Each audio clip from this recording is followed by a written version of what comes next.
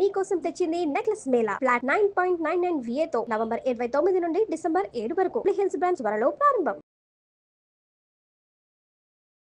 నమస్తే రమ్మగారు. నమస్తే జయ. ఏదైనా మంచి స్టోరీ చెప్తారా? బుక్ ఫెయిర్కి వెళ్ళాం కదా. అవునండి. బుక్ ఫెయిర్లో సిల్లంగేరి కథలు అని ఒక పుస్తకం పట్టుకొచ్చాను. ఇవి చందమామలో వచ్చినట్టు జ్ఞాపకం నాకు బాగుంటాయి. చిట్టి కథలు చాలా ఇంట్రెస్టింగ్గా ఉంటాయి. కొన్ని కథలు ఇవి మనకు తెలిసిన సంఘటనే అనిపిస్తుంది కూడా, అంత క్లోజ్గా అనిపిస్తాయి. సిల్లంగేరి జమీందార్ గారికి ఒక నమ్మకస్తుడు, ఎవరైనా వ్యవహారాలు చూసేందుకు ఒక మనిషి కావాలట.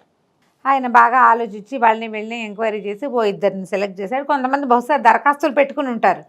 అప్పుడు చెప్తే ఇప్పుడు మేము చూడగలం అని చెప్తారు కదా, ఈవెంట్ మేనేజ్మెంట్ లాగా ఆఫీస్ మేనేజర్స్. ఓకే, సరే అయితే ఈయన ఏం చేశాడు, ఇద్దరిని సెలెక్ట్ చేశాడు.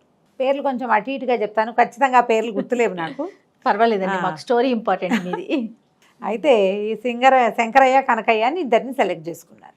ఆయన ఏం చేశారంటే వాళ్ళని తన దగ్గర పిలిచి వాళ్ళ సంగతి సందర్భాలన్నీ కనుక్కొని, సామాన్యమైన కుటుంబాల వాళ్ళు, కొంచెం బుద్ధిమంతులు. సరే ఇద్దరికి చెరుకో గేదె, చెరుకో 10 కోళ్ళు 500 రూపాయలు ఇచ్చారు. 10 కోళ్ళు 500 బాగుంది ఇచ్చి 6 నెలలు ఉంచుకోండి. 6 నెలలు సద్వినియోగం చేయండి వీటిని. 6 నెలల తర్వాత నా గేదె, నా కోళ్ళు, నా డబ్బులు నాకు ఇచ్చేయాలి. ఓకే, 3 ఇచ్చేసేయాలి నాకు. ఈ 6 నెలలు వీటిని మీరు సద్వినియోగం చేసుకోండి. బాగుంది అని చెప్పి ఇచ్చారు. నైస్. సరేగా కాలం గడిచిపోయింది. 6 నెలలు గడిచినాయి. 6 నెలలు అయ్యాక ముందు మన జమీందార్ గారు శంకరయ్య వాళ్ళ ఇంటికి వెళ్ళారు. ఈయన వెళ్ళేసరికల్లా వాళ్ళది ఒక పురాతన పాత ఇల్లు, మరి ఒక పెద్ద రకపు గుడిసె అనమాట. బయట కొంచెం గిరండా ఉన్నాయి. ఓ గేదె పక్కన కట్టేసింది. ఏవో కోళ్ళు అటు ఇటు 1-2 కనపడుతున్నాయి. పనివాడు ఒకడు పేడ తీసుకొచ్చి, అంటే గేదె తాలూకు పేడ చెత్త తీసుకొచ్చి అంతా ఊడ్చి అప్ప తీసుకెళ్ళి బయట రోడ్డు అవతల ఉన్న పెంట పోగులో పారేసి వస్తూ కనపడ్డాడు ఈయనకి. లోపలికి వెళ్ళాడు. లోపల వాళ్ళ ఆవిడ పిల్లల్ని ముగ్గురు పిల్లలు ఉన్నారు వాళ్ళకి. పిల్లల్ని చుట్టూతా పెట్టుకుని పిల్లల్ని ఆడించుకుంటారు. ఆవిడ మెడలో మంచి ఘనమైన వస్తువు ఒకటి కనపడుతుంది, ధగధగలాడుతూ కనపడుతుంటే రాజుగా జమీందార్ గారు లోపలికి వెళ్ళారు. ఏమయ్యా శంకరయ్య, ఏమిటి సంగతులు, ఏం చేసావు, ఏమిటి సంగతి సందర్భం అని అడిగితే చాలా మొహమాట పడి, అయ్యా ఏం చేయనండి, ఆ గేదె పాలు ఏదో కాస్త తాగుతున్నారు పిల్లలు, వాళ్ళు సరదాగా బాగానే ఉంది. మరి మీరు ఇచ్చిన 500తో నేను ఎంత చెప్పినా వినలేదు. మా ఆవిడ నగ చేయించేసుకుందండి. 6 నెలల ఉన్ననాళ్ళైనా నన్ను నగ పెట్టుకొని ఇవ్వమని 500 పెట్టి నగ చేయించి మెడలో పెట్టుకుంది. మరి కోళ్ళేమో ఏవో గుడ్లు పెట్టి 1-2 కొన్ని పిల్లలు అయ్యాయి అనుకోండి. మధ్యలో చుట్టాలు వచ్చారని ఒక 4 కోసేసామండి. ఒక 4-5 కోళ్ళు ఉన్నాయి. గుడ్లు ఎప్పటికప్పుడు పిల్లలకి అట్లు పోసి పెట్టేస్తుంది. 4-5 కోళ్ళు ఉన్నాయి. ఒకటి తప్పి తగిలి పిచ్చుకలు పిల్లలు అయినవి ఏవో 1-2 కొంచెం బక్కగా అక్కడ ఇక్కడ తిరుగుతున్నాయి. మరి మీరు ఇచ్చేయాలంటే ఆ 4-5 కోళ్ళనే ఇవ్వగలనండి, గేదెని ఇచ్చేస్తాను. బంగారం మా ఆవిడ మెడలో ఉన్న వస్తువుని అమ్మేసి మరి మీకు వెనక్కిస్తానండి అన్నాడు. ఈయన హతాశుడైపోయాడు. వీడేదో మేనేజ్మెంట్ చేస్తాడనుకుంటే వీడేం సద్వినియోగం చేసుకోవాలా? తనకు ఉచితార్థం వచ్చిన దాన్ని మనం ఉచితంగా వస్తే వెంటనే వాడేసుకున్నామనుకో, ఇంకేమిటి సద్వినియోగం అంటే ఖర్చు పెట్టుకోవటమా? ఖర్చు పెట్టుకోవటం సద్వినియోగం ఒకటి ఉంచుకోవాలా, వీటి లాభం లేదు. ఇక వాడే ముద్ర ఇచ్చాడు అని వాళ్ళ ఇంటికి వెళ్ళారు. వాళ్ళ ఇంటికి వెళ్ళేసరికల్లా వాళ్ళ ఆవిడ చీర పైకి ఎగ్గట్టుకుని పిడకలు కొడుతోంది. అక్కడి నుంచి వాళ్ళ ఇల్లు వాకిలి బాగానే ఉన్నాయి.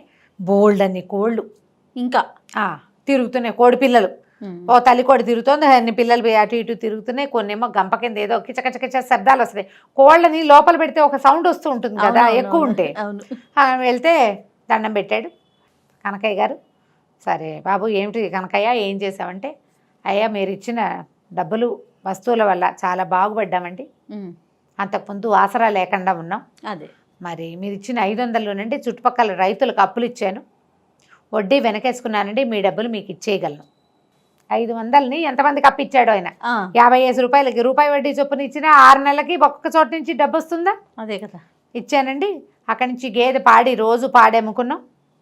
గేదె పోషణకు సరిపడా ఉండి మేము ఇంట్లో కాసిన పాలు పెరుగు తాగలిగి 10 రూపాయలు వచ్చినాయండి. దాని మీద కూడా గుడ్లని పొదగేసాం. 100 కోళ్ళు అయ్యాయండి. కోళ్ళు పిల్లలు పెడతాయి కదా. అవును. సరే 100 కోళ్ళు అయ్యాయి. మీ 10 కోళ్ళు మీకు ఇచ్చేయగలను.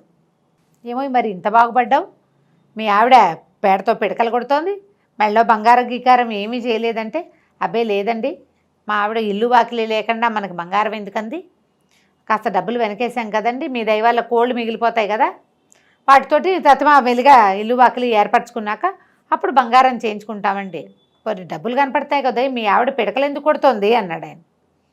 అదేముందండి, వస్తువు వృధా చేయకూడదు కదా, పిడకలు పొయ్యిలోకి వస్తాయి, మన పొయ్యి సరిపడా పోగా దానిలో పెట్టుకోగా మిగిలిన 4 పిడకలు పైకి వేసుకుంటే పైనుంచి ఇంకేదైనా వస్తువు అదనంగా వస్తుంది. ఎవరికైనా పిడకలు ఇస్తే వాళ్ళ ఇంట్లో ఉన్న మినపప్పు కందిపప్పు వస్తుంది, ఖర్చుకు సరిపోతుంది కదా, ఊరికే ఖాళీగా కూర్చోటం ఎందుకండి, పాలేడని పెట్టుకోలేదా నువ్వు అన్నాడు.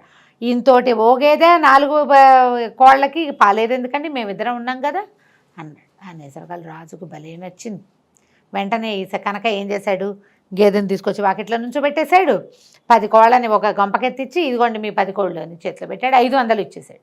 బాబా ఆయన సంతోషించి, జమీందారు నీ 10 కోళ్ళు నువ్వే ఉంచుకో, నీ 100తో పాటు ఇవి ఉంటాయి, గేదెని మీ ఆవిడ చేస్తున్న సేవకి మెచ్చుకుని ఇచ్చేసాను ఇచ్చాను, ఈ 500 నీ తొలి జీతం అనుకో, ఈ 6 నెలలు నువ్వు నా కోడిని నా కోళ్ళని నా గేదెని సంరక్షించినందుకు ఈ 500 నువ్వే ఉంచుకో, ఉద్యోగంలో చేరు వచ్చి అని చెప్పి. ఓకే, బాగుంది. మేనేజ్మెంట్ అది చూడు, చిన్న కథ. మనం మన జీవితంలో ఆలోచించుకుందాం దీన్ని. ఖచ్చితంగా మనం ప్రతి వాళ్ళు మనం ఏం చేస్తున్నాం అనేది ఒక్కసారి మనమే సింహావలోకనం చేసుకోవాలి. మన దగ్గర 1,00,000 వస్తే మనం అట్లా యాక్ట్ చేస్తున్నాం, మనకు 50,000 వస్తే ఏం చేస్తున్నాం, మనకు 10,000 ఎవరైనా ఇస్తే ఇమీడియట్గా దాన్ని వాడేస్తాం మనం. అవును, ఇప్పుడు ఈ నెల ఖర్చు మనకు నెలసరి ఖర్చు ఒక 4,000 అనుకోండి, ఎక్స్ట్రా డబ్బు కనపడింది కాబట్టి వాడేయకుండా ఇంకో నెలకు సరిపడా దాన్ని ఉంచుకుందామన్న ఊహ చేస్తామా మనం? చాలా తక్కువ అండి, చెయ్యం. మనీ మేనేజ్మెంట్ ఎప్పుడు కూడా ఇలా చేయాలి. ఇదేదో కోళ్ళు గేదెలు లెక్కలాగా ఎలా చేస్తామని పోట్లాడతారు. ఎవరి జీవితానికి సరిపడా వాళ్ళు ఆలోచించుకోవాలి కదా. అవును, ఎప్పుడు కూడా ఫ్యూచర్ డబ్బు విషయంలో అది ఆలోచించిన వాడే ఎప్పటికీ కింగ్గా ఉంటాడు. వాడు ఏ పరిస్థితుల్లోనూ కుదేలవడు. ఎప్పుడు వాళ్ళదే పై చేయిగా ఉంటుంది జీవితంలో. చెడిపోయే మాటే లేదు. ఎక్స్ట్రా వచ్చిన డబ్బులు పాతి పెట్టుకుంటారట. ఇది వరకటి పాతకాల కథల్లో అలా కనపడేది. బంగారము డబ్బు ఎక్స్ట్రా ఉంటే వాళ్ళు ఏం చేసేవాళ్ళు, భూమిలో గొయ్యి తీసి ఇంట్లోనే ఓ పక్కన పాతి పెట్టి ఉంచుకునేవాళ్ళు. ఎంత ప్రాణాల మీదకి వస్తేనే తప్పిస్తే దాని జోలికి వెళ్ళేవాళ్ళు కాదు. రోజువారీ ఉన్నవాటితో నడిపించుకుంటూ ఉండేవాళ్ళు. ఎంతుంటే అంత పూర్తిగా ప్రాణావసరం వస్తే కింద ఉంటుంది. అది చూడండి, పాత ఆలోచన కదా. ఈ ఆలోచన పెట్టుకోండి. ఎక్కడైనా పిల్లలు పెట్టే రకంగా డబ్బుల్ని మదుపు పెట్టడం ప్రాక్టీస్ చేయండి. కోళ్ళు పిల్లలు పెట్టంటే డబ్బులు కూడా పిల్లల్ని పెడతాయి. ఆలోచిస్తే పెట్టించాలి మనం. ఎక్కడ పెడితే డబ్బులు పిల్లల్ని పెడతాయో చూసుకుని అక్కడ పెట్టండి. వాడు నువ్వు 1,00,000 ఇవ్వు నేను 50,00,000 ఇస్తా అనేవాడిని నమ్మకండి. అస్సలు. నువ్వు 10,000 పెట్టు సంవత్సరానికి నీకు 12,000 ఇస్తా అన్నవాడిని నమ్మండి. అందులో ఇంకా ఎంతమంది ఉన్నారో చూడండి. అలాంటి వాటిని కనుక ప్రిఫర్ చేస్తే ఈ కథల్ని సరదా కథగా కొట్టిపారేయకుండా కొంచెం ఆలోచింపచేసే కథగా కనుక ఆలోచిస్తే ఇది మనకి ఉపయోగపడుతుంది. తప్పకుండా అండి. నమస్తే. నమస్తే.